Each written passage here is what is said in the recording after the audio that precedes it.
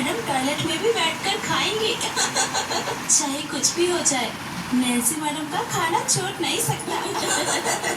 दोनों बच्चों को हंसते हुए मैडम देख लेती है। जूली और सोना, तुम दोनों क्यों हंस रही हो? चलो अब तुम दोनों अपनी कॉपी लेकर आओ।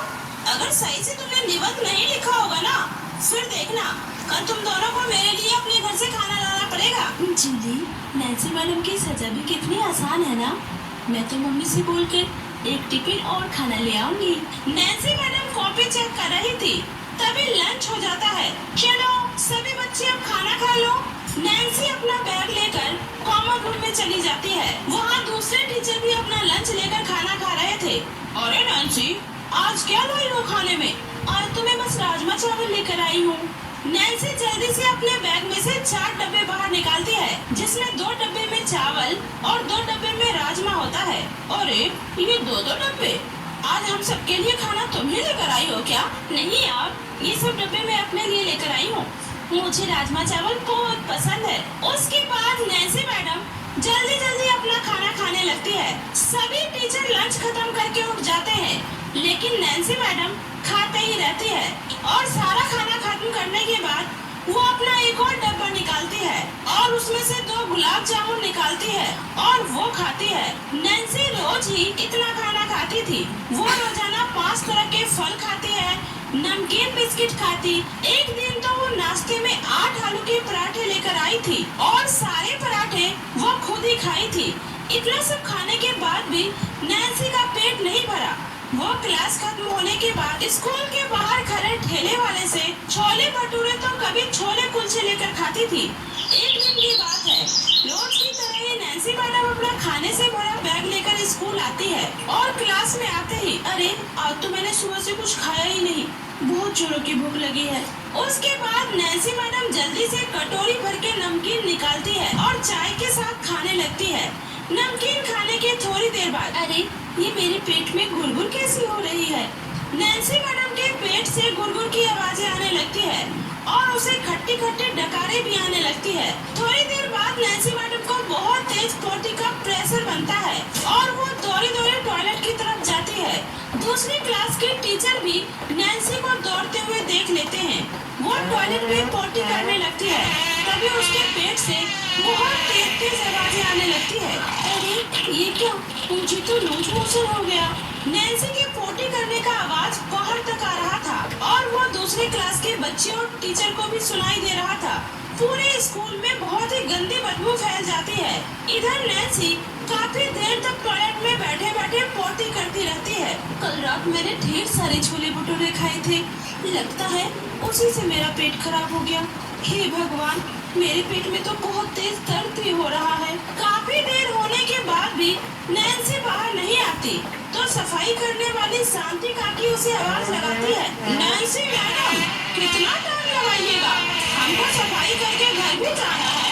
हाँ शांति, अभी निकलती हूँ। उसके बाद नैन्सी टॉयलेट के बाहर आती है और हाथ मुंह धोने के बाद क्लासरूम में जाती है। तभी एक स्टूडेंट आकर कहती है, मैडम आपने जो मुझे होमवर्क दिया था उसमें से मुझे कुछ पूछना है।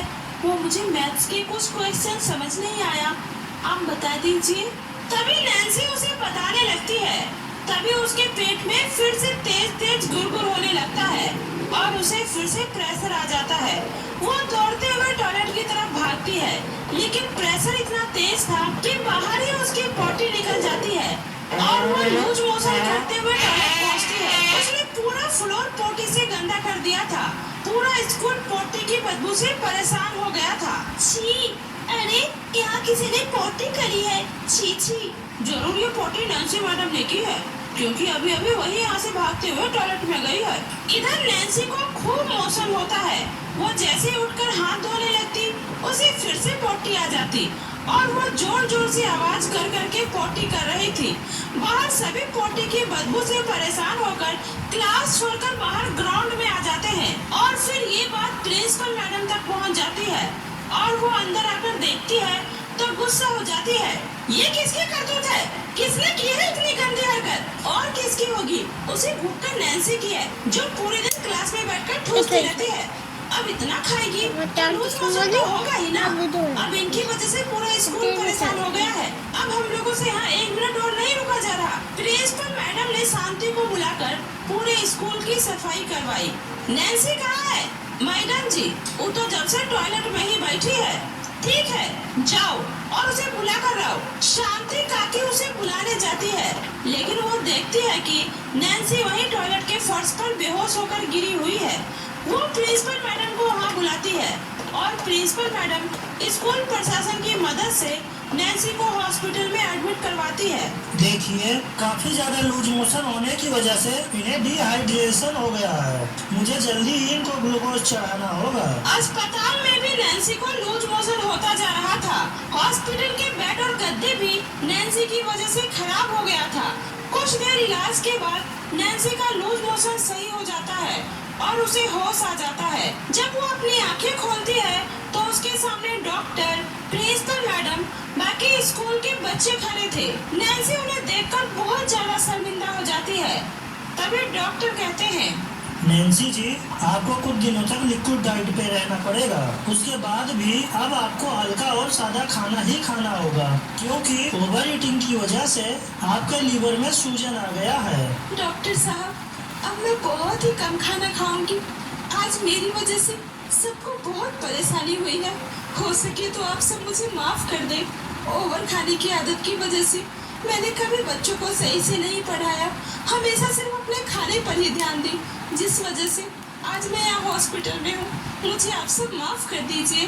आपको अपनी गलती का एहसास हो गया है, यही बहुत है। अब हमें उम्मीद है कि अब आप आगे से खाने पीने का खास ध्यान रखेंगी और बच्चों की पढ़ाई पर ध्यान देंगी, क्योंकि सेहत ज्यादा खाना खाने से नहीं बनती, इसलिए उतना ही खाना चाहिए जितने की जरूरत हो। आज मीना और रूपा दोनों बहनों का रिजल्ट आया।